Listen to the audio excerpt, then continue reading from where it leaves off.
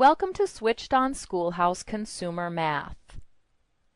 In this one-credit high school math elective, your students will study units that cover math concepts such as personal finance, taxes and insurance, banking and credit costs, leisure, travel and retirement, and much more. Now let's take a look at a consumer math lesson to see how topics like these are covered. In a unit entitled Banking Services and Investments, let's look at a lesson called Checking Accounts. Most lessons begin with a brief introduction and a list of goals or objectives for the lesson.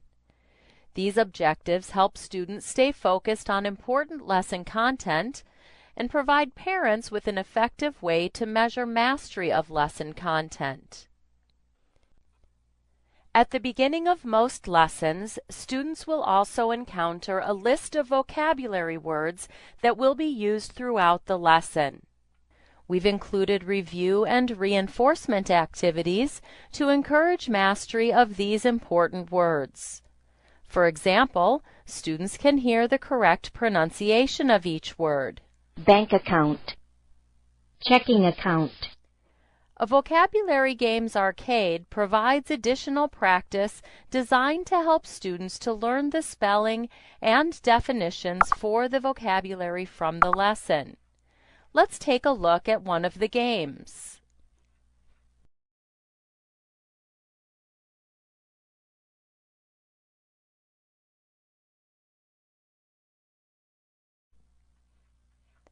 Flashcards provides a fun way for students to review the definitions for the vocabulary words.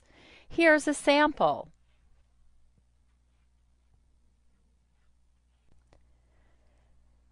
After this introductory material, your student moves independently through the lesson, reading the text-based instruction and utilizing the multimedia features that have been provided.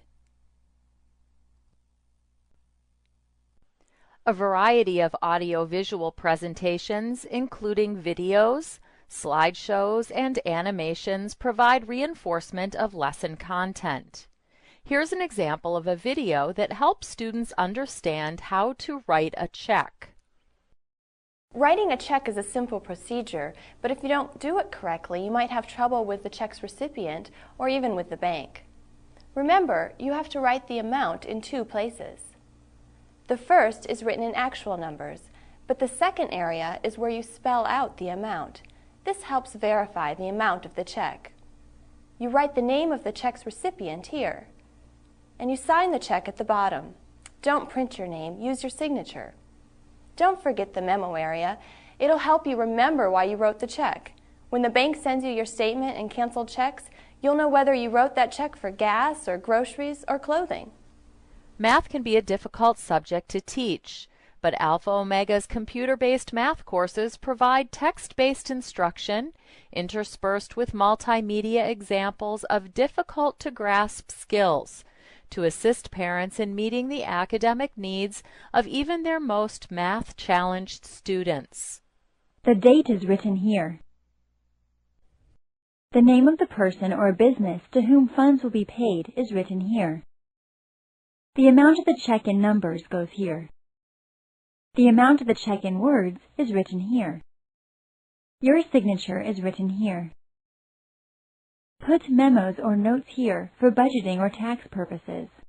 Your check number to help track it and account for it. These numbers identify the bank, the account, and the check number.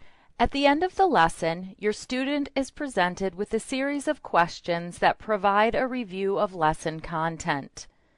If the lesson contains multiple sections, after completing section 1, the student continues to the next section, reading the text-based instruction and answering the remaining questions.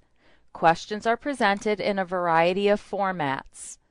Answers are automatically saved as the student works through the questions, with 85 to 90% of student work being graded immediately by the program. A student is given the opportunity to reattempt questions that were answered incorrectly the first time through the lesson. The lesson is complete when the student has answered all questions correctly or has exhausted his allowed attempts.